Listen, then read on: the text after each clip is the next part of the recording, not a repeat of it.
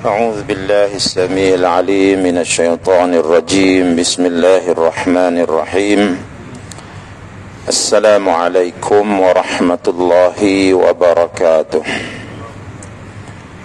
الحمد لله رب العالمين وبه نستعين على أمور الدنيا والدين أشهد أن لا إله إلا الله وأشهد أن محمدا عبده ورسوله اللهم صل على سيدنا محمد وعلى آله وأصحابه أجمعين أما بعد.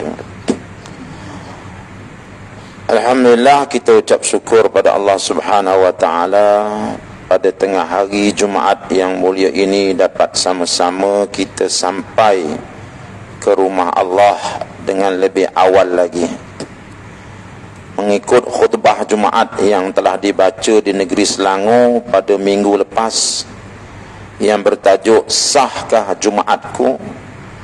Kita telah pun sama-sama mendengar tentang kelebihan datang awal solat Jumaat. Yang datang pada masa yang pertama itu, orang itu seolah-olah telah meninfakkan seekor unta. Ya. Yang datang pada masa yang kedua lambat sikit, jadi kurang sikit pahalanya. Yang lagi lambat jadi kurang pahalanya. Dan yang lebih malang lagi, bila dia datang apabila imam sudah naik membaca khutbah, baru dia sampai, maka orang itu dapat telur saja. Jadi rugi. Jadi tahniahlah kepada tuan-tuan yang mendengar khutbah pada minggu lepas. Minggu ni terus diamalkan. Dan datang awal ke Masjid An-Nur ini ada dua kelebihannya. Pertama sekali, dapat pahala seperti sedekahkan unta seekor. Yang kedua, dapat makan dulu. Ya. Lambat habis itu, ya. Jadi mana nak cari masjid sebelum Jumaat disediakan makan macam ni. Saya duduk lama di negara Arab. Arab yang kaya-kaya dengan minyak tu pun tak ada buat macam ni. Saya tak tahu orang sini toki minyak apa, minyak dop ke minyak apa ni. Ya, sampai tuan-tuan mampu menyediakan makan tengah hari untuk orang yang datang solat Jumaat. Inilah dia kebaikan daripada apa yang telah tuan-tuan infakkan ke jalan Allah. Ya, baiklah. Sementara menunggu maksudnya waktu sembahyang fardu zuhur, kita nak solat Jumaat, kita dengar sedikit tazkirah. Tazkirah kita pada hari ini ialah berkaitan pada ayat surah Al-Jathiyah ayat yang ke-21. Allah Subhanahu wa taala telah berfirman, bismillahirrahmanirrahim, am hasibal ladzina ijtarahu sayyi'at an naj'aluhum kalladzina amanu wa 'amilus solihati sawa'an mahyahum wa mamatuhum sa'a ma yahkumun. Maksud dia, patutkah orang-orang yang melakukan kejahatan menyangka bahawa kami akan menjadikan mereka seperti orang-orang yang beriman dan beramal soleh dengan menyamakan keadaan mereka semua semasa mereka hidup dan semasa mereka mati? Buruk sungguh apa yang mereka hukumkan itu. Dalam ayat ini Allah Subhanahu wa taala bertanya kepada kita, ya, kamu jangan ingat kamu duduk di atas muka bumi ini, kamu melakukan kesalahan, kamu melakukan kejahatan, kamu melakukan dosa, kamu melanggar perintah Allah. Kamu jangan ingat kamu tu sama dengan orang-orang yang beriman. Ya, Allah kata takkan sama. Kamu jangan ingat sewaktu kamu hidup atas dunia, orang yang tak taat perintah Allah sama dengan orang yang taat perintah Allah. Takkan sama. Begitu jugalah ketika kamu mati nanti, kata Allah. Kamu jangan ingat orang yang taat kepada perintah Allah matinya sama dengan orang yang tak taat perintah Allah. Allah kata takkan sama. Dalam ayat yang lain Allah kata apa? Afana ja'alul muslimina kal mujrimin. Apakah kamu ingat aku akan layan orang yang baik dengan orang yang jahat tu sama? Kata Allah. Ya. Kita pun tak layan orang begitu, betul tak? Padahal kita tak bagi dia makan minum. Tak mana punya orang datang tiba-tiba curi selipar kita. Dapat tu kita jentik juga telinga dia. Padahal kita tak beri dia makan, kita tak beri dia minum, kita tak beri dia nyawa. Ini Allah. Allah beri kita makan, Allah beri kita nyawa, Allah depan segala-galanya dari dia. Tiba-tiba kita durhakai dia. Allah kata, kamu jangan ingat aku tak ada perasaan. Memang aku ni Tuhan yang maha pengasih dan aku Tuhan yang maha penyayang. Tetapi nikmat yang aku berikan kepada kamu itu, mengapa kamu tukar dia dengan durhaka kepada aku? Jadi Allah bertanya. Ya. Dalam ayat ini Allah kata apa? Allah kata orang yang taat kepada perintah Allah dan tak taat kepada perintah Allah, hidupnya atas dunia lain dan ketika mati pun lain, kata Allah. Kadang-kadang kita dapat lihat perkara ni. Orang yang taat perintah Allah, segala yang Allah Ta'ala suruh buat, dia buat. Ya, segala yang Allah Ta'ala larang, dia tak buat. Cuba tengok kehidupan dia di atas dunia ini. Sangat berbeza dengan orang yang melanggar perintah Allah Subhanahu Wa Ta'ala. Sangat berbeza, tak sama-sama. Dari segi kebersihannya, cuba tengok orang yang sembahyang 5 waktu. Ya, sehingga Nabi kata sahabat, nak tanya boleh? Sahabat kata boleh ya Rasulullah. Apa kamu nak kata pada orang yang rumahnya di tepi sungai, kemudian dia mandi satu hari 5 kali? Sahabat kata, ya Rasulullah, mestilah bersih badan dia. Nabi kata, begitulah orang yang sembahyang 5 waktu sehari semalam. Bagaimana bersihnya tubuh badan dia, bersihnya hati dia. Macam mana kalau orang yang langsung tak mandi? Tubuhnya berbau, ya, kulitnya tak cantik, orang nak dekat dengan dia pun tak suka. Begitulah ibarat orang yang hidup tanpa sembahyang. Dari segi fizikalnya pun dah tak sama dah. Ya. Allah sebut fi wujuhihim min atharis sujud. Orang yang sembahyang ni kamu akan dapat lihat pada wajah mereka kesan sujud dia tu. Walaupun para ulama kata kesan sujud tu bukan makna tanda hitam di dahi dia, bukan. Tetapi maksud kesan sujud itu ialah kita dapat tengok ketenangan pada muka dia. Kita dapat tengok cahaya. Ya, mukanya bercahaya walaupun orangnya hitam, tetapi nampak hitamnya hitam manis. Apatah lagi kalau dia putih, putihnya itu nampak bercahaya bergemerlapan di wajahnya. Air mukanya bersih, air mukanya berseri.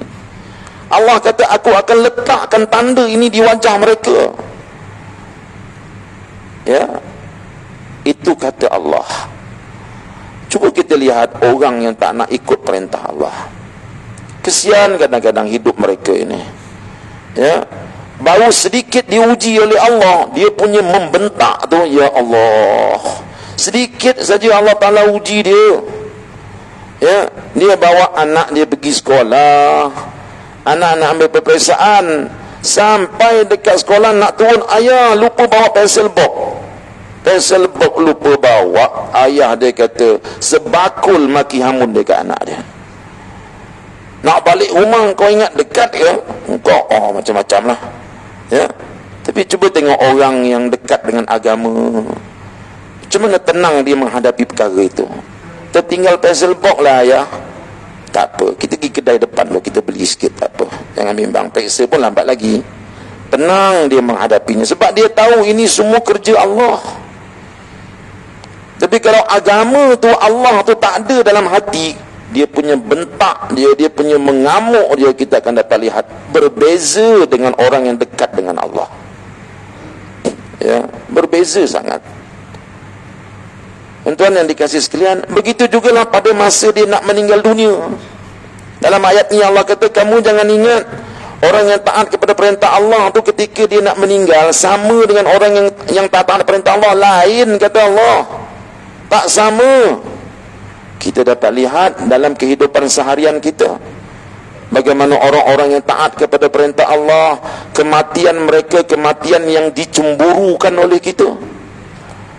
Meninggal tengah baca khutbah, meninggal tengah sujud, meninggal baru ambil wudu, meninggal dalam keadaan sedang menolong orang, meninggal dalam keadaan sedang membaca Al-Quran.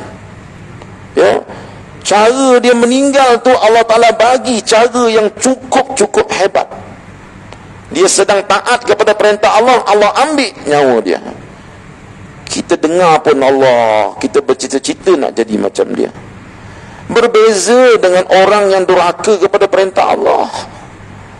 Bagaimana mereka sudahkan kehidupan mereka dengan su'ul khatimah. Takut kadang-kadang kita mendengarnya, orang lain aksiden juga, tetapi dia pun aksiden. Tetapi bila dia orang lain aksiden yang taat perintah Allah, kita pergi dekat kereta dia, kita tengok, oh dia sedang mendengar Quran, lalu berlaku aksiden.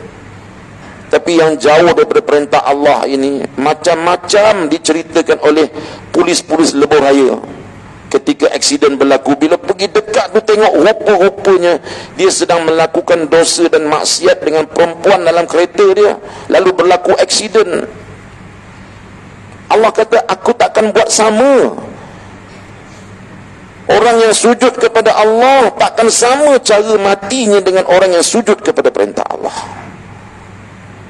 Itu di dunia. Allah kata, aku takkan samakan mereka. Apatah lagi bila sampai ke negeri akhirat. Bila sampai ke akhirat, lagilah layanannya tak sama. Allah dah beritahu dah, afanaj'alul muslimina kal mujrimin. Kamu jangan ingat aku layan orang mukmin dengan orang yang durhaka tu sama. Takkan sama, kata Allah. Bila sampai di padang mahsyar tu saja, tiup saja sangkakala yang kedua, maka orang-orang ni akan hidup. Di situ pun kita dah lihat dah, orang-orang yang beriman ni keadaannya lain. Ya, ketika dibangunkan di padang mahsyar itu, Nabi sebut seluruh manusia ini, tubuh badan mereka itu bercahaya. Ya, keseluruh tubuh badan mereka itu ada cahayanya. Tetapi setelah diarak ke padang mahsyar, dibawa ke padang mahsyar, ketika itu yang beriman cahayanya kekal di mukanya, cahayanya kekal di badannya, cahayanya kekal di merata tempat di tubuh badannya. Adapun orang-orang yang tidak beriman, cahayanya sedikit menjadi semakin malap, cahayanya menjadi malap, semakin hampir dengan padang mahsyar semakin hilang cahayanya. Adapun orang-orang yang masih beriman tetapi durhaka kepada Allah, Allah kekalkan cahayanya nun di hujung ibu jari kakinya. Adalah sikit orang Islam tetapi hidup atas dunianya tak taat perintah Allah, tetapi oleh kerana ada sedikit iman, dikekalkan sedikit cahaya di hujung ibu jari dia. Itulah modal dia untuk berdepan dengan Allah di padang mahsyar. Dalam keadaan orang yang beriman bercahaya seluruh tubuh badannya, daripada kepala sampai ke kaki bercahaya semuanya. Tiba-tiba dia hanya ada cahaya di hujung ibu jari kaki. Bagaimana dengan bermodalkan cahaya di hujung ibu jari kaki, dia nak berdepan dengan mahkamah Allah? Dengan cahaya yang sedikit di hujung jari itu, bagaimana dia nak berdepan dengan pertanyaan Allah?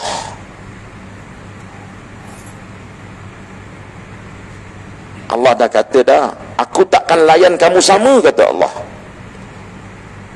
Apabila tiba di hadapan timbangan Allah, semua orang amalannya akan ditimbang. Tetapi orang yang beriman akan ditimbang dengan hisab yang mudah. Hisab yasira Wa yanqalibu ila ahlihi masrura. Orang yang beriman akan ditimbang amalannya dengan begitu pantas, dan dia segera akan kembali kepada ahlinya dengan keadaan gembira. Adapun orang yang tak beriman, ditimbang amal-amalnya jahat dan baik satu persatu dengan penuh kepayahan. Allah dah jelaskan kepada kita perkara ini. Baik dan buruknya sudah pun diberitahukan kepada kita, bahawa dia takkan sama layanan itu. Walaupun Allah itu bersifat dengan Rahman dan Ar-Rahim, walaupun dia pengasih dan penyayang, tetapi Allah itu ada keadilannya. Allah itu ada keadilannya. Yang baik dia akan layan dengan baik, yang jahat dan durhaka sesuai dengan jahat dan kedurhakaannya itu. Lalu kita pilihlah yang mana satu jalan yang kita hendak. Bagaimana kita hendak dilayan oleh Allah, terpulanglah kepada kita. Kita nak Allah layan kita dengan baik, ataupun kita nak Allah Ta'ala layan kita dengan cara yang tidak baik. Khususnya ketika kita nak meninggal dunia nanti. Kita sering berdoa pada Allah, Allahumma khtim lana bi husnil khatimah. Ya Allah, Kau sudahikanlah kehidupan aku ni dengan husnul khatimah, dengan kesudahan yang baik-baik ya Allah. Jangan Kau sudahkan hidup aku dengan kesudahan yang tidak baik. Itulah doa yang sering kita angkatkan ke langit. Sebab kita tahu mati itu ialah pintu masuk menuju ke alam akhirat. Kalau pintu masuknya itu sudah dalam keadaan yang cukup menyedihkan, bagaimana dia nak melayari bahteranya ke alam-alam yang seterusnya, dengan alam barzakhnya, dengan alam mahsyarnya? Bagaimana dia nak melayari alam-alam yang seterusnya itu, kalau pintu masuknya itu pun sudah menakutkan? Kerana itu ramai para sahabat bila menyebut alam barzakh mereka ketakutan. Bila sebut pasal kematian mereka ketakutan. Sebab mereka tahu ini pintu masuknya. Jadi inilah tarbiyah-tarbiyah yang diberikan oleh Allah, diberikan oleh Rasul kepada kita, guna untuk kita berfikir sejenak dalam kita melayari kehidupan di atas muka bumi ini. Tidak dinafikan bahawa hidup atas dunia ini penuh dengan cabaran, penuh dengan satu macam cabaran. Kadang-kadang kita berusaha nak buat baik dah, berusaha tak nak jadi orang jahat dah, tetapi cabaran-cabaran kehidupan ini kadang-kadang mengheret kita, sehingga kita berubah menjadi orang yang tidak menentu hidupnya. Tuan-tuan yang saya kasih sekalian, kerana itulah Allah Subhanahu wa Ta'ala membuka pintu taubat kepada kita. Ya, Allah buka kepada kita pintu taubat. Ayat yang baru saya bacakan tadi, surah Al-Jathiyah ayat 21 tadi, ada seorang salafus saleh. Orang ini pada suatu hari dia nak berpergian, nak bermusafir dengan baju yang cantik, persiapan yang sudah lengkap. Tiba-tiba dia masuk ke dalam rumah. Rindunya dia kepada Al-Quran, dibukanya Al-Quran.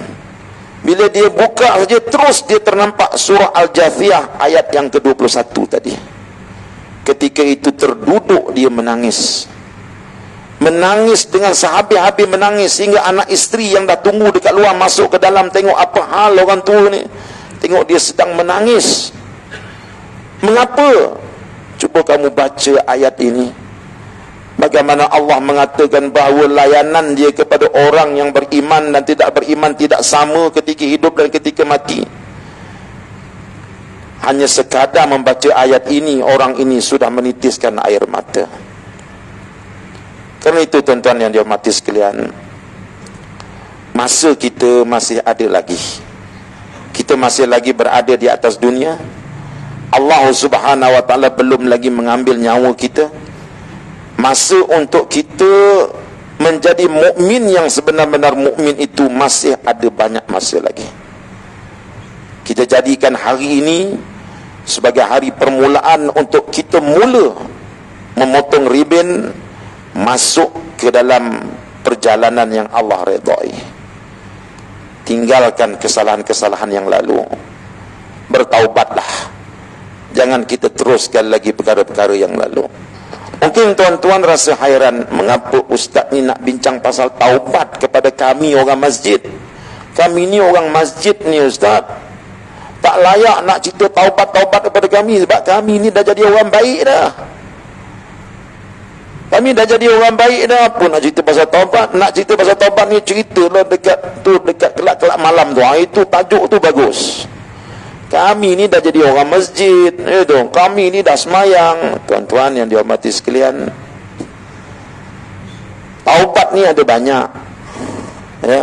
Memanglah kita telah bertaubat, namun begitu orang-orang yang sering ke masjid ini, selain daripada dia memikirkan bahawa dia telah bertaubat, dia perlu memikirkan apakah taubat aku itu diterima oleh Allah. Dah terima ke belum ni taubat aku ni? Lalu dia mesti mengkaji, apa tanda-tanda taubat aku diterima oleh Allah. Sebab dia tahu bahana yang sangat besar menanti dia di hadapan sana. Kalau dia telah bertaubat, tiba-tiba taubat itu tidak diterima oleh Allah. Kan menakutkan, ya, kan menakutkan tu. Ibarat kita lah tuan-tuan, nak balik, ya, ibarat apa? Ibarat kita ni perlukan satu dokumen. Itu kita perlukan dokumen visa nak masuk ke Saudi Arabia. Kita dah ada visa cop atas pasport, duit dah habis banyak beli kapal terbang, sampai dekat Saudi, custom dia kata ini visa palsu, awak kena balik. Apa perasaan kita? Begitulah rasanya bila kita dah bertaubat dah. Tiba-tiba kita takut nanti bila kita sampai kat sana, Allah kata, taubat kamu aku tak terima pun. Ketika itu, ke mana kita nak pergi? Sebab itu tuan-tuan, dalam kitab Minhajul Qasidin umpamanya, ada diterangkan kepada kita, orang-orang yang telah bertaubat seperti tuan-tuan ini, ada beberapa perkara yang mesti ada dalam diri mereka. Pertama sekali, perkara tersebut ialah mestilah menganggap perkara dosa yang telah dia tinggalkan hari itu ialah perkara yang sangat besar dosanya. Sentiasa teringat pada fikiran dia, yang aku buat hari itu dosa yang sangat besar. Sentiasa teringat dalam fikirannya, terbayang-bayang lagi dalam fikiran dia apa yang dia buat tu. Dan datang dalam hati dia, kalau dosa ini tidak diampunkan oleh Allah, habislah aku di negeri akhirat. Bukan makna bila kita dah bertaubat tu kita lupakan terus, ini yang lepas tu lepaslah, dah. Ingatkan kembali dosa tersebut. Datangkan rasa bimbang dalam hati kalau Allah belum ampunkan dosa itu, khususnya dosa yang berkaitan dengan Allah dan juga berkaitan dengan manusia. Hari ini tuan-tuan, manusia sudah tidak takut melakukan dosa kepada sesama manusia. Sedangkan dosa sesama manusia ni satu dosa yang sangat sukar untuk kita dapat kemaafan. Bukan senang tuan-tuan, bukan senang. Dosa dengan Allah ialah kita boleh beristighfar kepada Allah, kita boleh minta ampun dalam sujud kepada Allah. Allah itu bersifat pengasih dan penyayang. Tapi dosa dengan manusia ini, manusia bukan semua bersifat pengasih dan penyayang. Ada manusia yang terasa luka tu terlalu dalam terhadap apa yang kita buat pada dia, sehingga dia tak mampu nak maafkan kita. Kita tidak ada hak untuk paksa dia bagi maafkan kita. Dan perkara ini akan dibawa sampai depan Allah di padang mahsyar nanti. Bukan semua manusia ada sifat pemaaf. Dan kalaupun dia maafkan kita, luka tersebut masih lagi ada. Apa yang kita buat pada dia tu, umpama kita ni ambil paku, kita pakukan dekat dinding. Walaupun paku itu kita cabut, tapi lubang itu tetap ada. Luka tu masih terasa. Rasa hati dihiris-hiris tu masih terasa. Bukan semua orang ada jiwa seperti Nabi Muhammad sallallahu alaihi wasallam. Ada orang kata, saya boleh maafkan awak.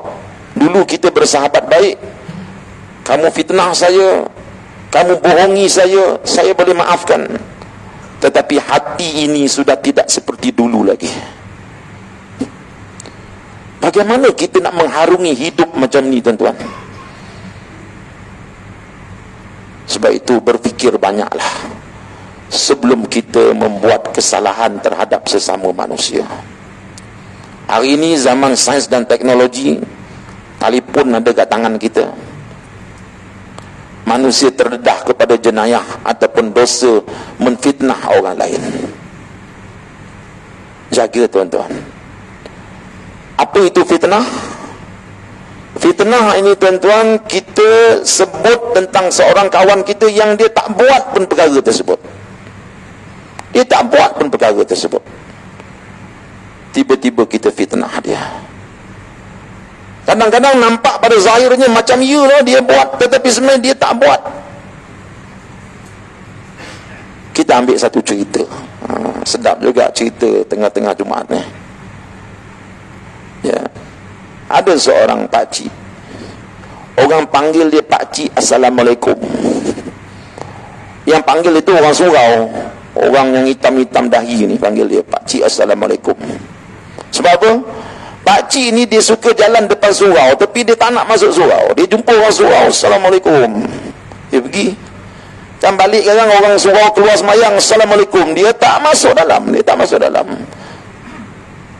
Berminggu-minggu, berbulan-bulan.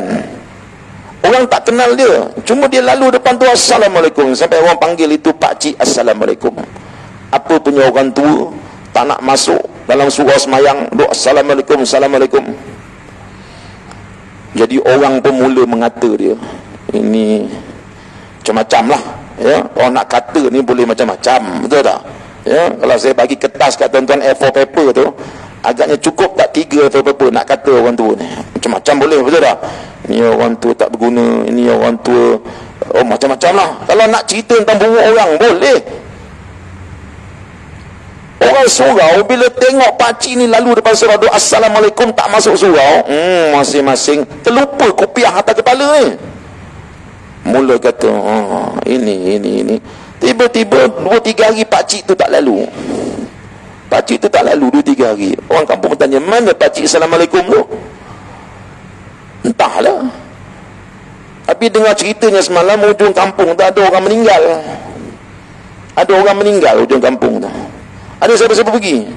Ada 2-3 orang pergi. Siapa dia? Itulah pakcik yang selalu Assalamualaikum tu meninggal 2-3 hari lepas. Imam kata, saya pun tak tahu, jom kita pergi. Mereka pergilah rumah pakcik tu. Memang betul dia telah dikebumikan, dia meninggal dunia. Lalu orang kampung pun tanya pada anak dia, Dik, supaya hilang sangka bukan-bukan kami pada bapak kamu, mengapa ayah kamu tak nak pergi surau? Kami nak semayang tengah-tengah azan, dia lalu Assalamualaikum, pergi surau tak masuk ni tengah azan ni. Kami balik semayang, dia pun Assalamualaikum, lalu tak masuk semayang. Dia tak suka semayang dah. Kata anak dia, maaflah pakcik, ayah saya tu dulu nazi masjid tu. Dia nazi masjid dulu tu. Cuma di kampung dia kena kanser usus. Dia kena kanser usus. Najis dia keluar senang-senang gitu je. Jadi semenjak itu dia letak jawatan jadi nazi masjid. Dulu sebelum dia memang orang masjid. Jadi oleh kerana di kampung tak ada orang jaga, saya bawa duduk sini. Sebab tu pakcik semua tak kenal dia. Pakcik tahu tak sebab apa dia selalu lalu depan masjid? Dia suka lalu depan surau sebab dia terlalu rindu sangat dengan surau dan masjid. Tapi dia tak boleh masuk. Sebab kalau dia masuk nanti najis, dia akan kotorkan kapet masjid. Oleh kerana rindunya dia tu, waktu azan tu dia saja je lalu Assalamualaikum, Assalamualaikum, hati dia menangis kerana tak boleh masuk masjid. Bila tuan-tuan habis mayang, dia saja je lalu Assalamualaikum, sebab dia teringin masuk masjid, tapi dia tak boleh masuk sebab dia ada kanser usus, najis dia boleh berterabur. Kerana itulah pakcik ayah saya selalu lalu depan surau tepi tak masuk masjid, menitik air mata Pak Imam, menitik air mata Pak Bilal. Ya Allah, selama ini kita sudah bersangka jahat kepada dia, selama ini kita telah menyebarkan fitnah terhadap dia, padahal dia sedang sakit, padahal hatinya berada dalam masjid, cuma dia tak boleh masuk je. Nampak tuan-tuan, berapa banyak benda yang kita nampak macam ya, tetapi dia bukan begitu. Sebab itu kita orang Islam diajar untuk bertabayun, untuk menyiasat dahulu, memastikan cerita ini betul ke tidak. Kalau dah betul, itu lain cerita. Ini kadang-kadang perkara tak betul, kita dah sebarkan ke sana sini tanpa rasa takut dan bimbang, seolah-olah hidup ini hanya dunia je, lepas mati dah jadi tanah, seolah-olahnya begitu sekarang ini. Kita lupa lepas kita mati ada hisab-hisab, perkiraan-perkiraan yang akan Allah Ta'ala buat di alam akhirat. Jadi sama-sama kita baiki diri kita tuan-tuan, jangan kita sakiti sesama manusia, khususnya orang-orang yang beriman macam tuan-tuan ni, ya. Jangan kita sakiti sesama manusia. Hidup kita biarlah berbuat baik kepada sesama manusia. Hidup kita biarlah sentiasa senyum kepada sesama manusia. Sebab hidup kita tak berapa hari aja lagi, ya. Esok lusa mungkin kita akan pergi. Biarlah ketika kita pergi itu, seluruh manusia rasa kehilangan besar, kerana orang yang selama ini berbuat baik kepada kita telah pergi buat selama-lamanya. Jangan sampai bila kita buat jahat pada orang, bila kita pergi itu, orang kampung kata apa? Patutnya dulu lagi dia pergi. Kan rugi hidup kita tu. Tuan-tuan yang saya kasih sekalian, ya, kalau kita tengok orang-orang yang masuk ke dalam syurga Allah, kadang-kadang bukan kerana semayang mereka banyak pun. Orang yang masuk jadi ahli syurga tu kadang-kadang bukan kerana puasa mereka banyak pun. Kadang-kadang mereka itu penjenayah, tetapi buat baik ke orang, buat baik kepada sesama manusia, hatta kepada haiwan. Ya, kita jangan lupa satu kisah yang Nabi sebut kepada kita, sering diingatkan oleh ustaz-ustaz kita. Kisah seorang lelaki yang dibuang daripada negeri dia. Orang kampung pun tak nak terima dia sebab jahat sangat. Telur ayam tak sempat menentas, habis dicurinya. Jadi orang kampung buang dia, keluar kamu daripada kampung ini. Bencinya orang kampung pada dia. Dia pun berjalan di padang pasir membawa diri, tak tahu nak pergi mana ni, tak tahu nak pergi mana sebab orang dah tak suka dia. Sampai di tengah padang pasir dia terasa dahaga. Lalu dia nampak perigi. Perigi tu tak ada pencedoknya, ya. Lalu dia terjun masuk dalam perigi tu. Terjun, dia minum lah. Lepas minum, lega minumnya, dia pun naik balik di atas perigi. Naik tu dia nampak seekor anjing, keluar lidahnya, air lidahnya tu mengalir-ngalir menunjukkan anjing tu lapar, anjing tu dahaga. Dia kesian tengok anjing tadi. Tadi sakit tekak aku dahaga, ya, letih badan aku dahaga. Gitulah anjing ini. Dia pun masuk semula ke dalam perigi tersebut, ya, masuk semula. Lalu dia ambil kasut dia, buat pencedok, diletakkan ke atas, suruh anjing tu minum. Anjing tu minum, jilat sampai anjing tu dah mampu menyalak semula. Makna dia mampu menyalak tu, tekak dia dah okey lah tu. Dia pun naik semula ke atas perigi tu. Anjing tu pergi dan dia pun menuju tempat dia nak pergi. Di tengah perjalanan, orang ini Allah ambil nyawanya. Nabi kata orang itu ahli syurga. Sahabat kata, ya Rasulullah, takkan buat baik pada anjing menjadi ahli syurga? Tiap-tiap yang ada hati, kalau kita buat baik pada dia, dikira oleh Allah sebagai amal kebaikan.